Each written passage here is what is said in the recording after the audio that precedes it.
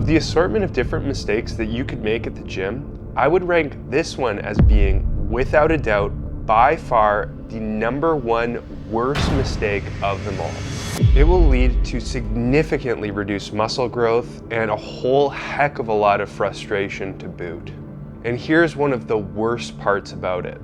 You might be regularly doing it without knowing it's a mistake. Not to worry though, because in this video, I'm going to reveal exactly what the mistake is, as well as what you can do instead of making it to save you days, weeks, months, or even years of the frustration and pain that you would otherwise experience from making the mistake over and over again.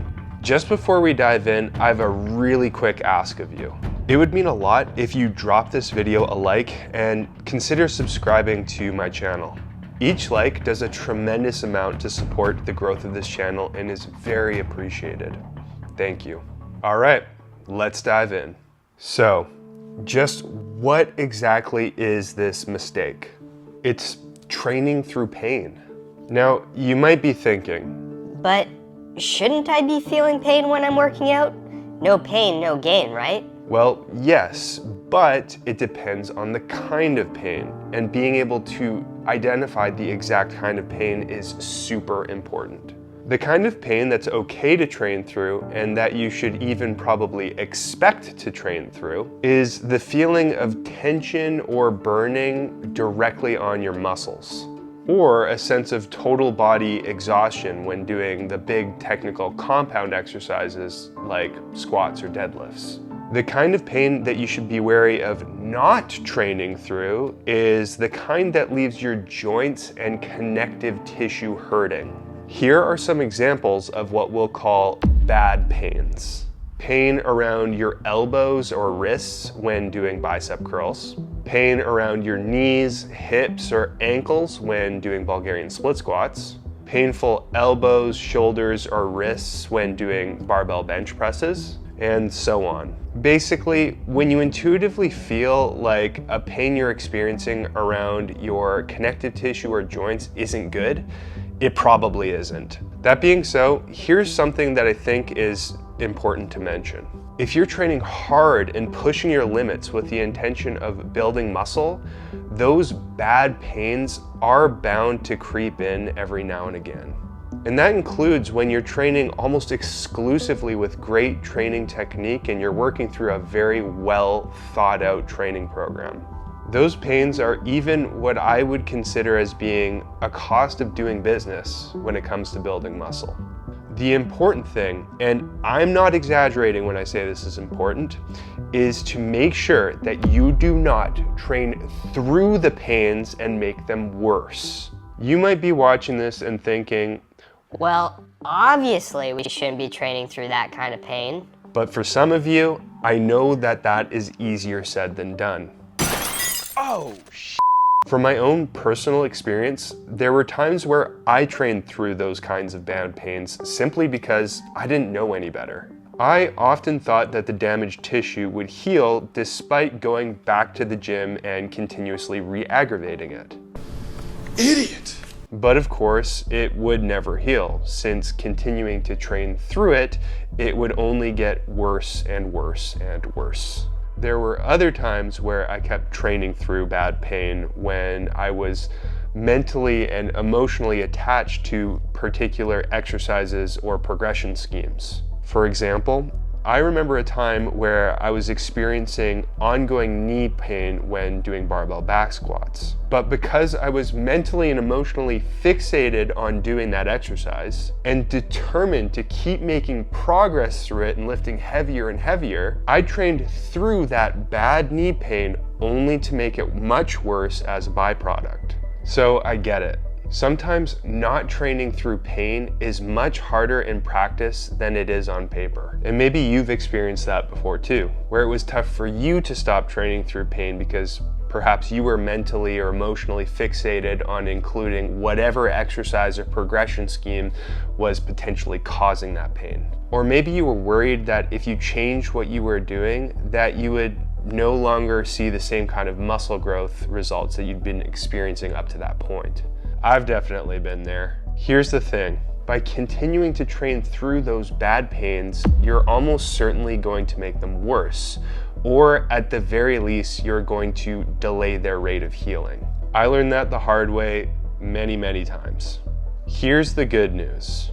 From my experience, you can often work around those bad pains and still train for muscle growth without aggravating whatever hurts, and even whilst rehabbing the damaged tissue to potentially heal faster. Here are 4 strategies that you can implement to do just that. The first strategy is to lift lighter loads in combination with doing higher rep sets. Lifting lighter might put less stress on whatever joint or connective tissue is damaged, making it less likely to aggravate or make the pain worse. Lifting lighter and with more rep volume is still completely viable for muscle growth too.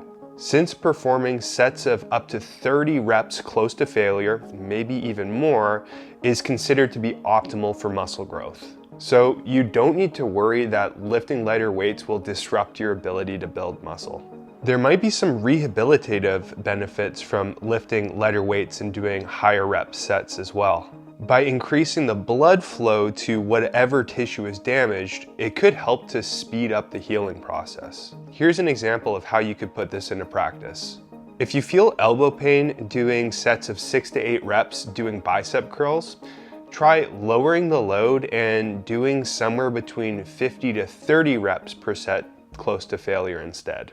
The second strategy is to move with a slower rep tempo and even consider adding pauses. From my experience, this works best in combination with lifting lighter weight, since moving with a slower rep tempo is a way of making each rep more difficult. A slower rep tempo will take out much of the potential explosiveness that could aggravate whatever tissue is damaged, allowing you to continue training your target muscles without making the pain worse. You might also find that moving slower increases the amount of tension that you feel on your muscles for some added muscle growth stimulus to boot, making this something you could consider regularly doing even when you're not trying to avoid pain.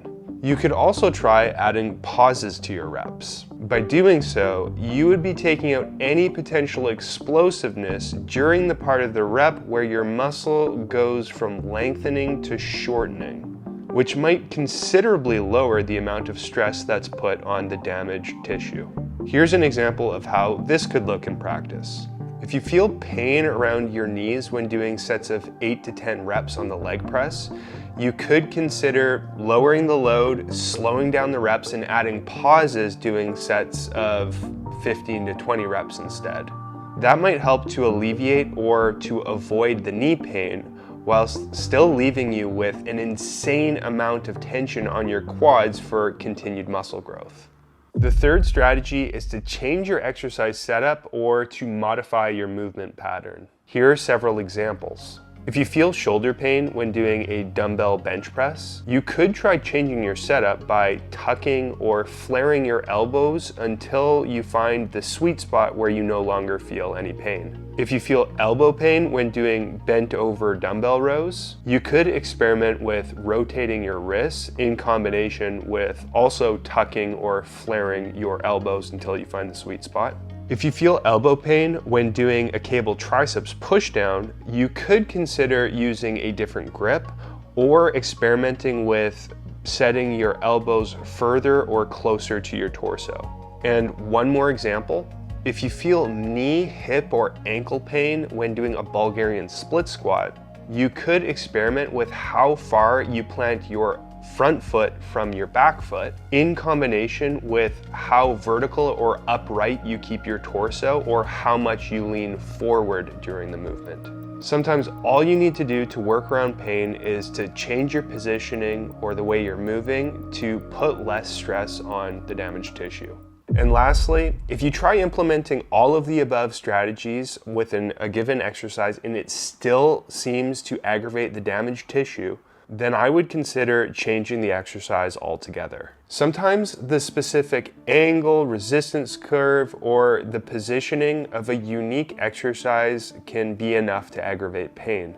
even if you're lifting slowly, adding pauses, and moving with a relatively light weight. In that case, changing to a different exercise that targets the same or similar musculature is probably a good idea. Here are several examples of how you could put this into practice. If you experience shoulder or elbow pain when doing a barbell bench press, you could switch to doing a dumbbell bench press instead and see if that helps. If it doesn't, you could always go from the dumbbell bench press to doing a decline barbell or dumbbell bench press and see how that feels. If you feel elbow or wrist pain when doing straight barbell curls, you could try doing some kind of dumbbell curl variation instead, where your wrists and shoulders can rotate freely.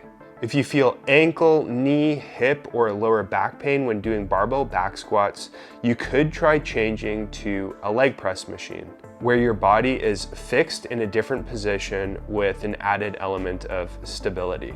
Those 4 strategies can work great in combination too. When I implement them for myself, I'll often incorporate 2, 3, or even all 4 of them at once.